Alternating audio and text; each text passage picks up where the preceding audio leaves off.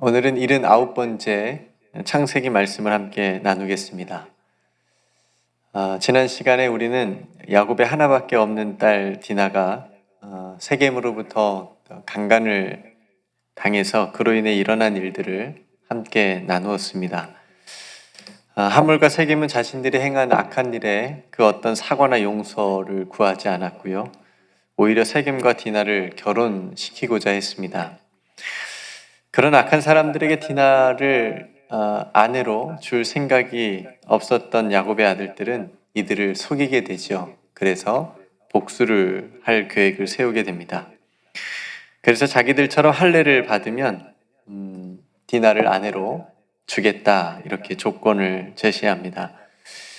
야곱의 아들들은 왜 이 하물과 세겜에게 그리고 그 족속에게 할례를 받으라고 했을까요? 이들의 꿍꿍이는 무엇이었을까요? 야곱의 아들들의 제안에 세겜은 그렇게 하겠다고 말합니다. 지금 디나를 자기 아내로 얻을 수만 있다면 무엇이든 할 기세인 세겜이었기 때문에. 그리고 또 한 가지는 세겜에게는 또 다른 속내가 하나 있었는데, 그것은 디나를 아내로 맞이하게 되면 그 야곱의 모든 재산을 자신들의 것으로 만들려는 그런 속셈도 있었습니다. 그렇게 해서 세겜 사람들이 다 할례를 받게 되지요. 그렇게 야곱의 아들들의 계획대로 되었을 때에 잔혹한 복수가 시작이 됩니다. 남자들은 할례를 받게 되면 잘 움직일 수 없습니다. 그 점을 이용해서 시몬과 레이가 그때를 노려서 세겜 섬을 습격하게 되고 그 안에 있는 모든 남자들을 다 죽이게 됩니다. 그러니까 피해 복수가 시작이 된 거죠. 시몬과 레이는 레아의 아들들이었기 때문에 엄밀히 따지면 디나의 친오빠가 됩니다. 그러니까 그 마음의 분노가 여동생이 당한 일로 인하여서 화가 엄청 많이 났겠지요. 그래서 이 일에 더 분노하여 앞장섰을 것입니다. 물론 야곱의 다른 아들들도 이 끔찍한 복수에 동참하게 되고요. 이 과정에서 하물과 세겜이 죽임을 당하고요. 또 모든 남자들은 다 죽게 되고 또 여자들과 모든 재물들은 다 야곱의 아들들이 빼앗아 오게 됩니다. 눈에는 눈, 이에는 이라고 하는 정도의 복수가 아니라 거의 한 족속을 말살할 정도로 굉장히 처절하게 복수하는 그런 모습을 보여줍니다. 근데 이런 끔찍한 일이 벌어지는 동안에 야곱은 또 등장하지 않습니다. 이 일이 다 끝나고 난 다음에 이제 야곱이 나타나서 이 이야기를 하는데요. 야곱이 어떤 말을 했을까요? 야곱의 반응은 어땠을까요? 자신의 아들들에게 그래 아들들아 잘했다. 복수를 참 잘했다. 너희들의 동생이 그런 끔찍한 일을 당했으니 그 사람들은 다 죽어도 싸다. 이렇게 말했을까요? 오늘 성경에서 야곱의 반응은 정반대입니다. 야곱은 왜 그와 같은 일을 벌였냐고 얘기를 합니다. 야곱 또한 야곱의 아들들이 무슨 계획을 꾸몄는지 몰랐을 리는 없었겠지만 시몬과 레이가 저지른 일이 야곱이 생각한 것보다 더 끔찍하고 엄청났기 때문이라고 보여집니다. 야곱의 아들들에게 이렇게 야곱이 얘기합니다. 우리는 수가 적고 힘이 없다. 그래서 다른 족속들이 우리들을 치고 우리들을 죽일 것이다. 그럼 우리 집안은 멸망하게 될 것이다. 라고 하는 그런 두려움을 야곱의 아들들에게 야곱이 비칩니다. 그러자 아들들도 이렇게 얘기하죠. 그가 우리 누이를 창녀같이 대우함이 옳으니까. 그러니까 야곱의 아들들은 지금 자신들의 한 행동이 옳다고 정의롭다고 생각하면서 얘기를 하는 겁니다. 성도 여러분, 오늘 이 사건을 어떻게 우리는 바라보아야 될까요? 야곱의 아들들이 한 행동이 정당한 것일까요? 정말 정당한 복수로 우리는 보아야 될까요? 디나도 끔찍하게 당한 것이 있으니까 가만히 있으면 좀 바보 같겠죠. 그렇다고 해도 이들이 행한 일은 너무나도 엄청난 일이 되고 말았습니다. 그래서 굉장히 어려운 이 사건을 바라보기가 어렵습니다.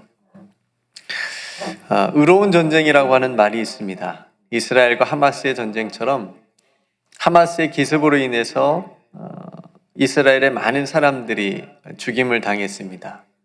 또 납치까지 당하게 됐습니다. 이에 대한 대응으로 이스라엘도 가만히 있을 수 없어서 대대적인 전쟁을 선포하고 지금도 진행이 되고 있는 상황입니다. 이 상황에서 더 많은 희생자들이 지금 나오고 있습니다. 무엇이 옳은 것일까요? 물론 정치적인 오랜 이해관계가 있어서 지금 세계는 이스라엘과 팔레스타인 이렇게 또 편으로 양분되어서 나누어지고 있는 실정이기도 합니다. 또 얼마 전에 동포 간담회가 있었는데요. 그 간담회에서 히로시마 핵폭발에 희생당한 한국 분들, 그 분들의 후손들이 오셔서 핵전쟁이 얼마나 핵이 무서운 것인지를 알리려고 오셨습니다. 그리고 핵을 그때 사용한 미국의 사과도 요구하였습니다. 저 또한 미국이 히로시마에 그 당시에 핵을 떨어뜨려서 일본이 항복하게 되었고, 그래서 우리나라가 해방을 맞이했다는 것만 알았지, 그 핵 폭발로 인해서 수많은 일본 사람들과 동시에 일본에 끌려갔었던 수많은 우리 한국 사람들이 희생당했다라고 하는 사실을 처음 듣고 또 알게 되었습니다. 그 후손들은 지금도 핵 방사선으로 인해서 많은 질병으로 고통당하고 계셨습니다. 그렇다면 미국은 왜 핵을 사용했을까요? 일본의 진주만 공격 때문이었습니다. 그 공격으로 미국도 수천 명의 군인들이 목숨을 잃었습니다. 그래서 미국은 그에 대한 보복으로 핵을 사용한 것이었습니다. 성도 여러분, 복수한다는 것, 보복한다는 것, 내가 당한 만큼, 아니 내가 당한 것보다 더 심하게, 더 크게 복수해야 된다라고 하는 것, 갚아줘야 된다라고 하는 것, 이것이 얼마나 무서운 마음인지 우리는 깨달아야 되겠습니다. 오늘 세겜으로 시작된 이 악을 야곱의 아들들은 선한 방법으로 끊어내지 못했고 더 큰 악으로 대응하는 것을 우리가 보게 됩니다.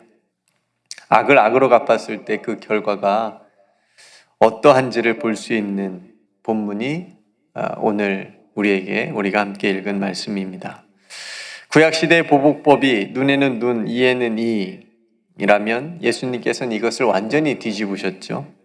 뺨을 맞으면 다른 뺨도 돌려대주라. 맨정신으로는 정말 쉽지 않습니다. 어떻게 그렇게 할 수가 있을까요? 최소한 한쪽 뺨 맞으면 나도 그 상대방의 뺨을 때려주어야 속이 시원하지 않겠습니까? 그런데도 불구하고 예수님은 그렇게 하지 말라고 말씀하십니다. 또 악에게 지지 말고 선으로 악을 이기라고 말씀하십니다. 세상의 모든 악에 대하여 선으로 맞서신 것이 바로 예수님의 십자가입니다. 성도 여러분, 우리들의 모습은 어떤지 돌아봅시다. 악에 대하여 우리들은 어떻게 행동하고 어떻게 마음을 먹고 있습니까? 어떻게 대응하고 있습니까? 우리 안에 어떤 일로 인하여서 분노가 일어났을 때 우리가 직접적이거나 간접적으로 어떤 일에 휘말리게 되어 우리 안에 어떤 분노가 일어나게 됐을 때 그 분노가 혹 말이나 행동으로 드러나는 그런 복수가 되지 않도록 기도해야 되겠습니다. 똑같이 악한 마음으로 대응하지 않고 악에게 지지 않고 선으로 악을 이길 수 있도록 도와달라고, 지혜를 더해달라고 기도합시다. 그러기 위해서는 예수님의 말씀처럼 뱀 같은 지혜로움과 비둘기 같은 순결함이 필요합니다. 성도 여러분, 쉽진 않겠지만 야곱의 아들들이 그렇게 할 수밖에 없었던 충분한 이유가 있었다 할지라도 너무나도 무참하게 그 모든 세겜의 남자들을 죽였던 것은 너무나도 큰 복수고 너무나도 큰 악으로 대응한 것이었기 때문에 우리들은 그 길로 가지 않고 예수님께서 말씀하시고 예수님께서 보여주신 것처럼 선함으로, 사랑으로, 섬김으로 오히려 악을 이기는 우리들의 모습이 되기를 간절히 소망합니다. 또 세상에 불의한 일들이 너무나도 많은데 그 모든 일들이 이 땅에 교회가 존재함으로 조금씩 정화시켜 나가고 세상의 모든 불의한 일에 대하여 이 땅에 그리스도인이 있다는 그 사실만으로도 이 세상이 아름다운 세상으로 변화되어질 수 있는 그런 저와 여러분들 그리고 이 땅의 교회들이 되기를 위해서 우리가 함께 기도합시다. 우리들의 그런 믿음의 삶과 또 교회가 이 선한 길을 악에게 지지 않고 선으로 악을 이길 수 있는 그런 길을 걸어갈 수 있기를 주님의 이름으로 축복합니다.